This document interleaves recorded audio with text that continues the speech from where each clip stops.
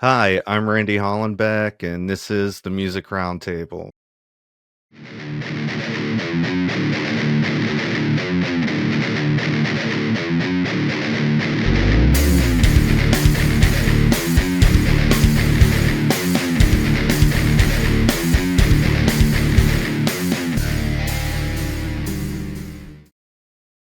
Today on the show, we have pop punk band Ausinette.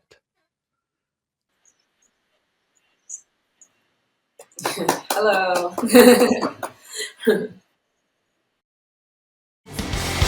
try to empathize when it comes as no surprise. You put yourself first, it's your curse. You cast me to the curb. And now, as I lie and wait for your return, I've come to learn you're both concerned, and I live on your back burner. Have you put this together yet? Short of saying your name, I don't want to feed your ego. You left me with such disdain.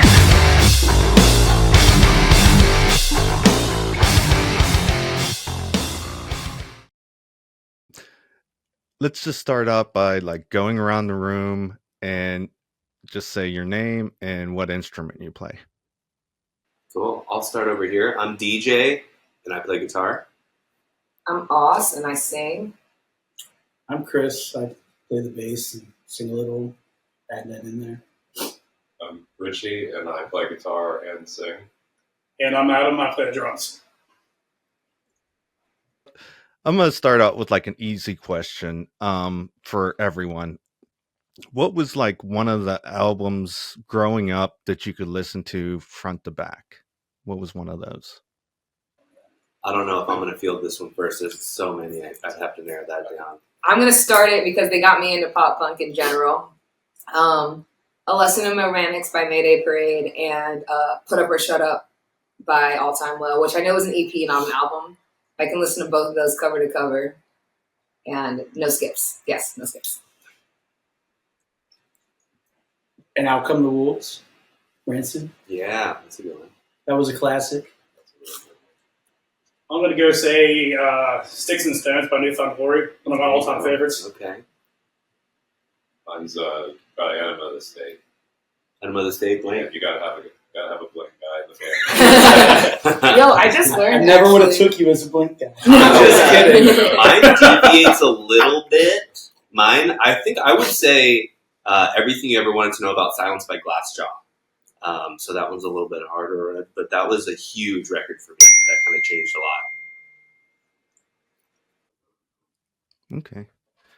lot. Okay. What started your journey into music? Was it like a band? You saw a concert, a song? What sparked your interest?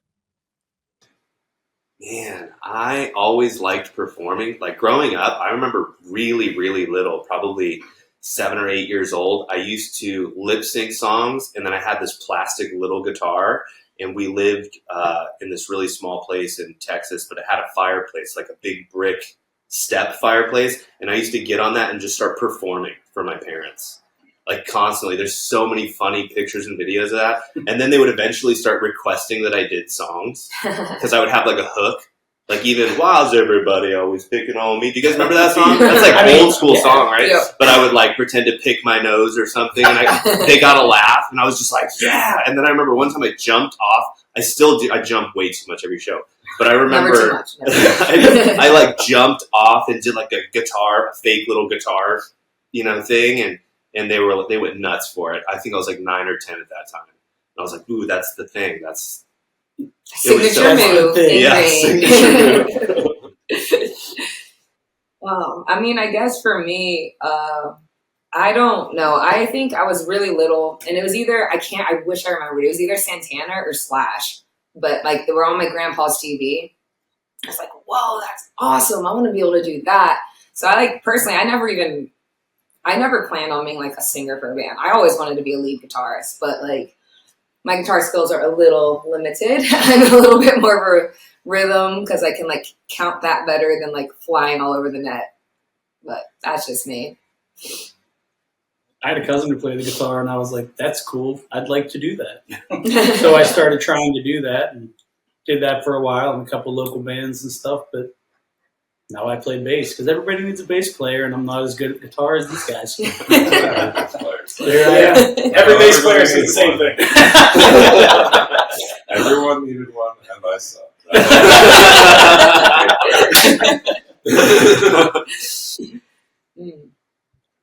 Yeah, I don't know. For me, I just love of music. I've always loved music, and my parents bought me my first drum set when I was 6 years old, and I just self-taught, just always loved it, and I practiced like hours upon hours every day. I actually would fail out of classes because I was too busy playing drums and not studying. So Dedication. yeah, just music in general. Always loved it. Always wanted to play it. It's just a lot of fun. It's my life.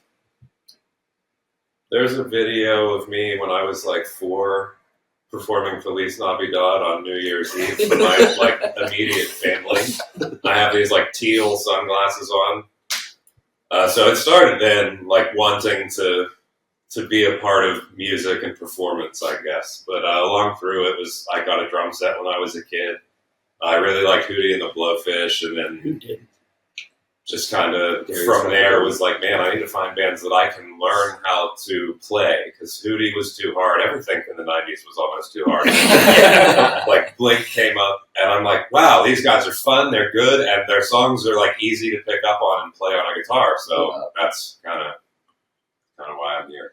Dude, I taught myself to harmonize too with my grandkids. I am learning so much about our band. This is the first time we've ever talked and didn't play anything. We usually just show up and start playing right away. So nobody say anything. No worries. I learned Don't make it weird. I learned all my last names like a week ago. Who was some of your like musical influences, like guitarist, drummer, bass player, singer? Who did you like look up to when you were coming up, like as influence? Well, Austin mentioned Slash, and I remember another record I guess I could have said was Appetite for Destruction, or Use Your Illusion, arguably the greatest like American rock albums ever. But for me, I had a very close friend introduce me to Guns N' Roses, and Slash was the coolest. And it was also, as far as biographies go, I started reading everything I could at a certain age, but the Slash biography that came out, I don't remember when it was, if anyone read that. Unbelievable stories, though. It was absolutely insane. And that, I think it was the first time I ever went on tour, I read that book. And I was like, this is unbelievable. I would love to follow certain footsteps, maybe not all the drug use footsteps, but certain footsteps for sure. For me, I'd have to say John Bonham, all the way, Led Zeppelin. You know, growing up, I was listening to my dad's music. I really enjoyed Zeppelin, Pink Floyd. But hearing the stuff that John Bonham could do, and for me, being as young as I was like, man, this guy's really fantastic. He to this day, is one of the greats. And I think that was it for me. I've always wanted to be like a drummer like him that was always kind of changing it up a little bit, and trying to learn different kind of beats, off time, things like that. So, John Bonham all the way. Are you waiting on me? I mean, you can go. I mean, it's kind of cheesy. Like when it comes to playing the bass guitar, I always talk about Matt Freeman, but I brought up Rancid earlier, so that's kind of lame. It's the same band, but Matt Freeman, as far as punk rock goes, is like the bass guy. Not the only one, but he's. I don't know. I look at him. He's like to. He's a good guy. I mean, I don't know him, but I'm sure he is. I mean, vocally for me, like not guitar, bass. I play all these instruments, by the way. All the ones they play, just like not nearly as good as them. Especially drums. I'm like probably the worst at drums. But vocally, my favorite bands, Mayday Parade. At least when I started singing, because I was actually in my church band for a while, and I was playing bass. And then, like, once people graduated, they had me playing rhythm guitar and singing.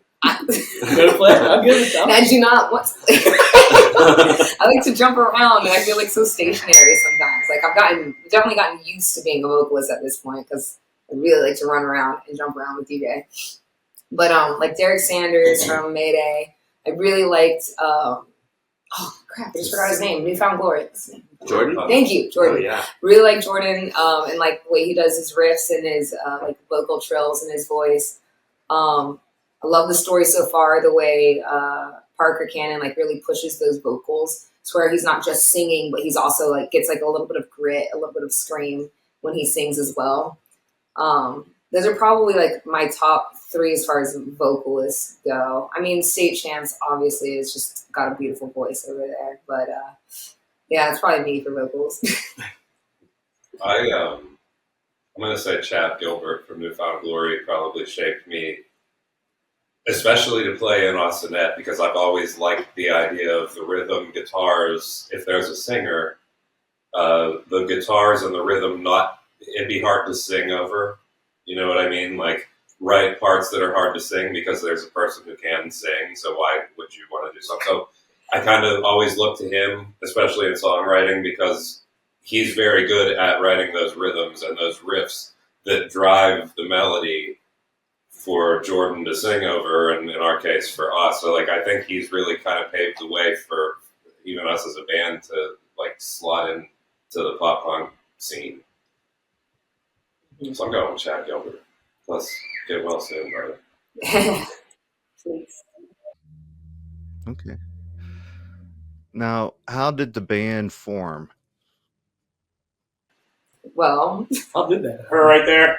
I have no idea, yeah. this is what happened, okay?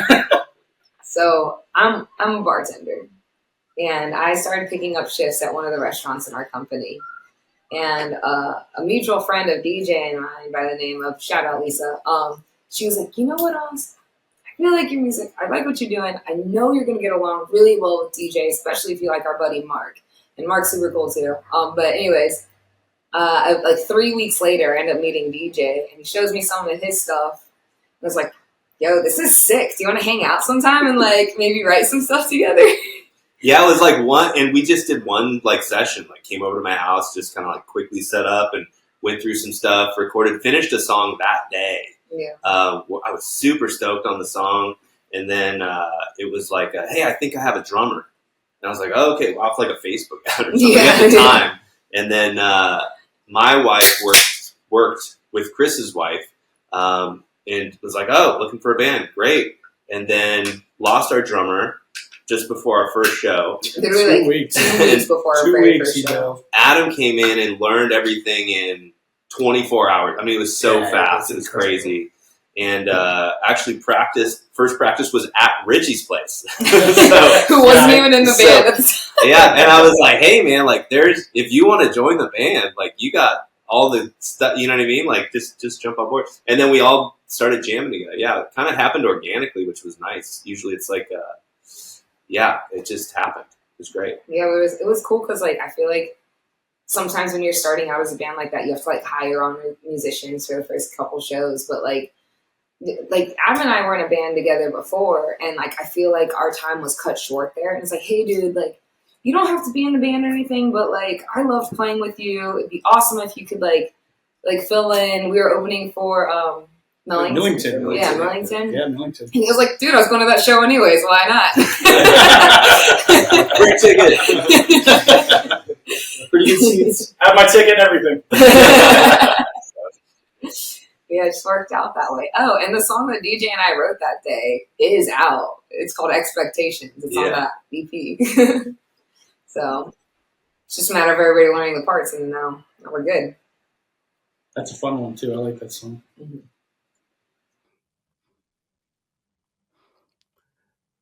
Now, with the band name, how did you come up with that? Did you just decide to use your name? Brainstorm for hours. Again, Brainstorming. I just want to reiterate, I was never planning on being a lead singer of a band. I had an entire list of, I thought, were really cool names. So if anybody's looking for a band name, I got a list. But our old drummer actually was like, again, we didn't know the guy at all. So he's like, well, Lost, before I met you, I Googled you, and you popped up. So why don't we just run with that? And I was like, That's a good idea. Yeah. I always saw, and I, being like the 80s metal kid or a hair band kid, I always saw Ausinette like in my mind in like cool, like Metallica style font, right? So I was like, oh yeah, I'll just run with it. Cool merch, right? But yeah, it's Googleable and you find us, so that's why we have the name. Plus, everyone I talk to, they're like, "Hey, that's a really cool name. How'd you get it?" I'm like, "Oh, yeah, it's my lead singer's first name." They're like, "Oh, yeah, really?" Never heard of that. Say, what's that mean? I said, oh, no, she answers to Ausinette.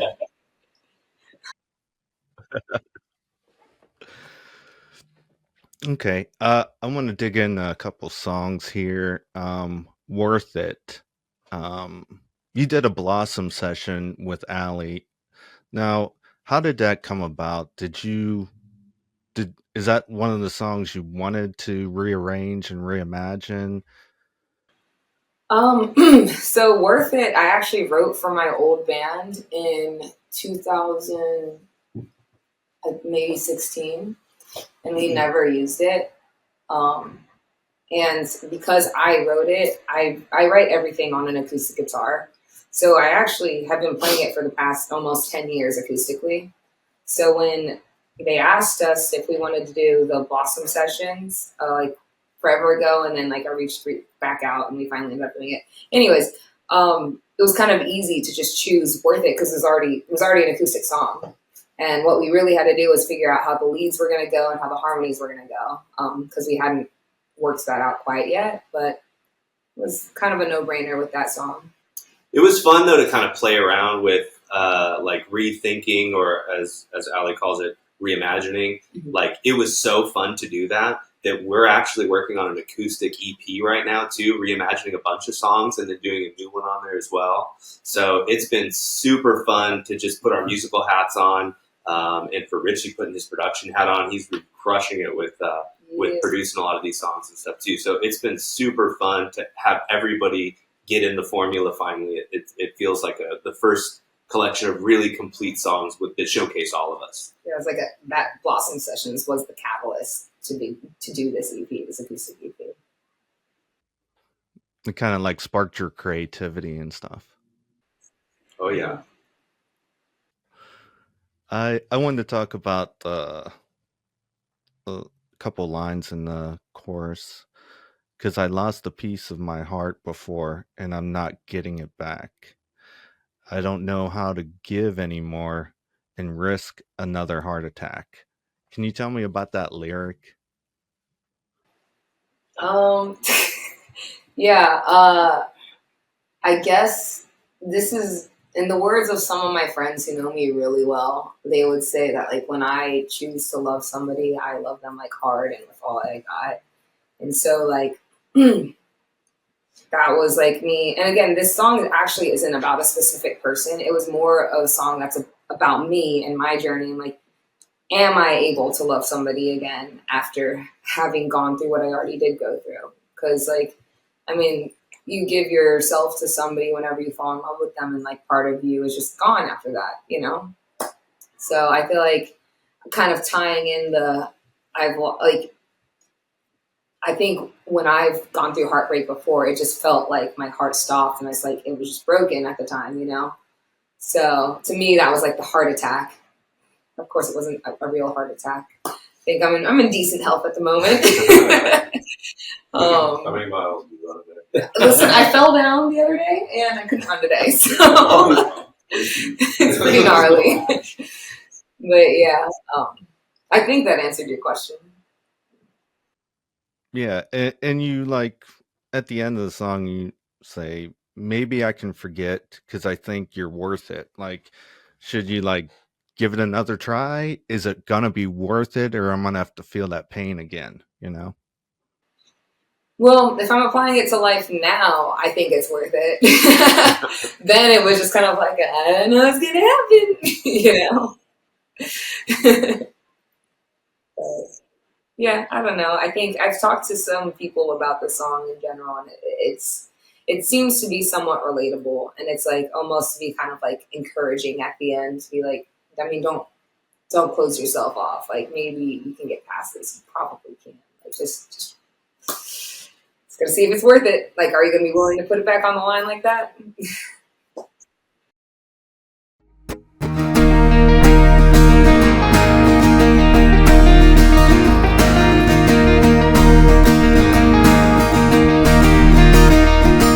Yeah, I've lost a piece of my heart before, and I'm not getting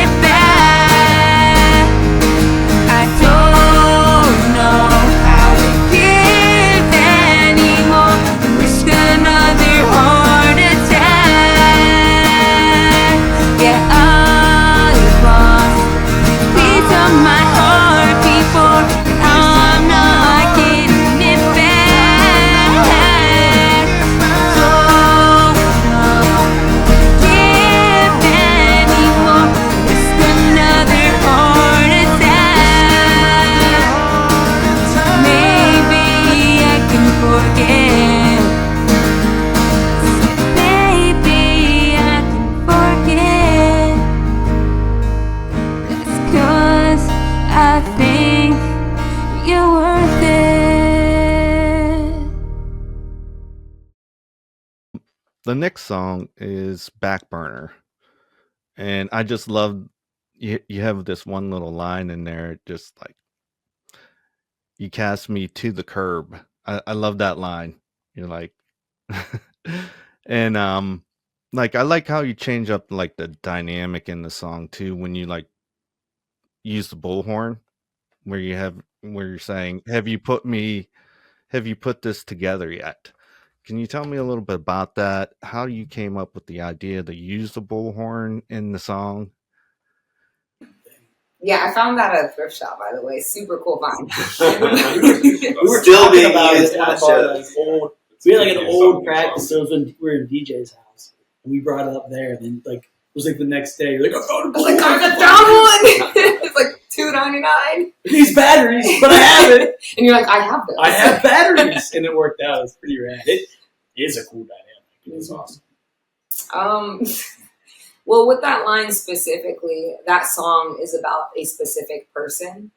And rather Name than... Name drop. Blast! Put it, Damn. put it on the internet. But okay, and here's the Hashtag reason beef. why I won't though, because like in that song, I'm like, have you put this together? Like it's pretty obvious based off of what I said in the prior to that in the song. And like I think he should be able to put two and two together. So me saying, have you put this together yet? Was like almost being like, you're kind of dumb. You don't got this yet. You just narrowed it down by using gender. Oh no, 50% of people now. But yeah, it was just more of like I'm not going to feed into your ego by dropping your name, but like I'm letting you know by saying this right here that this song is about you. Yeah, I like the bullhorn part of it. Like, were you like experimenting, or did you just say, "Hey, let's try the bullhorn here"? How did that come about? I feel like that came up in practice, like I said. Like Yeah. we were just talking about that part because that's correct me if I'm wrong. Other than expectations that you guys put together, that's the first one we kind of like put Yeah, out. kind of as- catered in together. Yeah. Yeah, because that's the first one I think I tracked, right? Or no, did I track it? Yeah. Yeah. No, you tracked that. I know I tracked. And you that tracked one. our expectation too. Yeah. That local 724. Yeah, it was That's something I right. think that was just brought up at practice, and then luck of the draw, found that bullhorn at a thrift shop, and then showed up at practice, and we're like, great, let's do it. And then every show, still being used at shows today. And I'll definitely use it in some other songs coming up. So it's like a fun little signature thing. I think actually, I'll be right back. Sorry, talk amongst yourselves. Are you good? You're good now. We're now a 4-piece. Yeah. That's the Ausinette. Yep. All right. So in my old band, we did a collaboration with a coffee shop that's no longer around Pittsburgh, Black Forge Coffee House. Great Yeah. spot. Definitely played lots of shows there, but we did a collaboration with them, and this was right when COVID had happened, the whole George Floyd thing happened, a lot was going on. And there was an artist that we collaborated with in Pittsburgh who drew me as a little anime character, and So that's I'm pretty like cool. holding a bullhorn in that. So I thought it was kind of fitting. That's the very same bullhorn she still uses. That's the same one. That's our shirt. Also, I'm pretty That would sure. be a really cool That's our shirt. shirt right there. Why haven't we done that? I don't know. Even you can say the same thing. Is that property? Let's steal I it. mean, I own it still. So.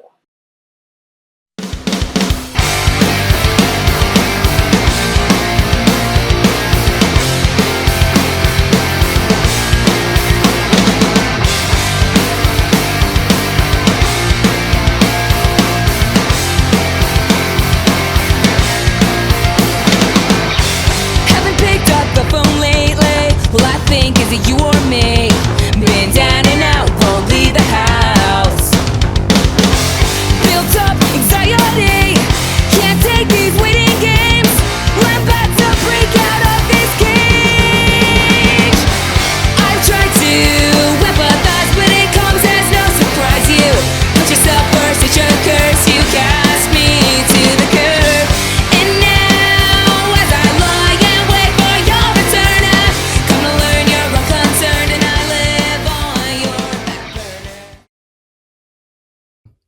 what's your plans for the rest of the 2025?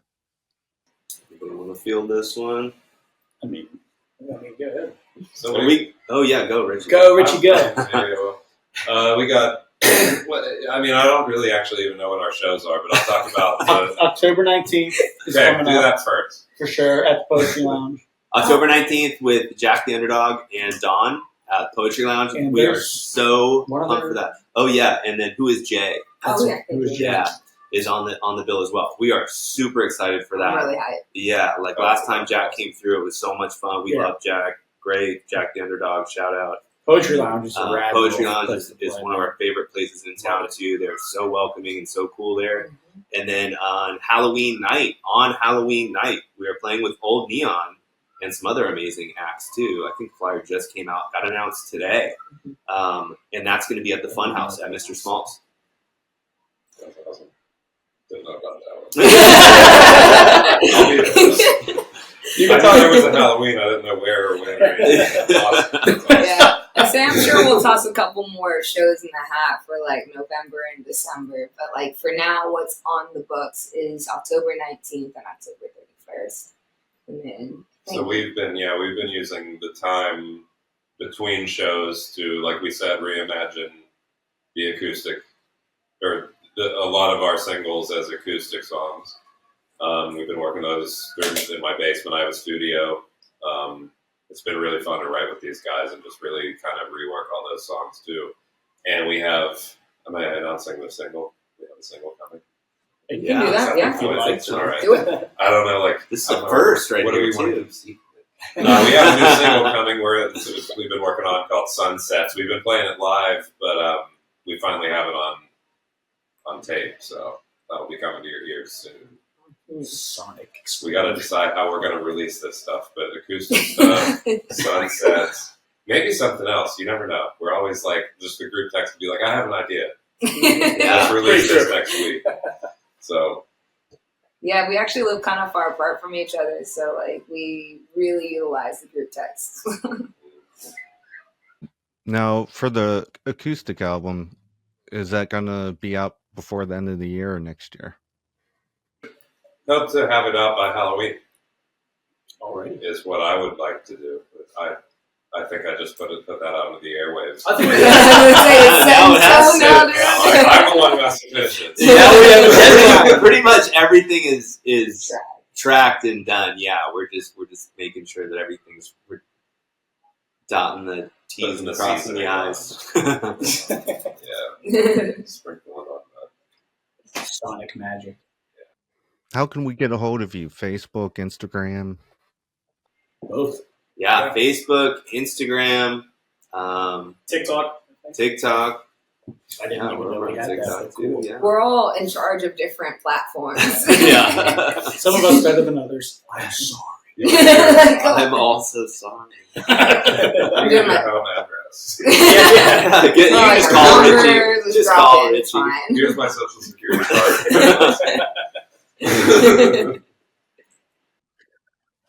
So, does each one of you have like a different role in the band, like booking, social media? How does that work?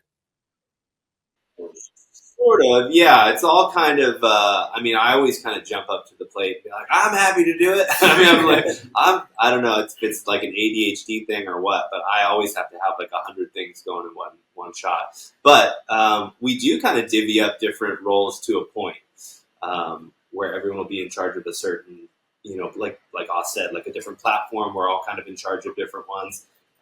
Richie has been doing a lot of the recording and taking that burden on as well. Well, not burden, but been taking on that task as well, the responsibility. Yeah.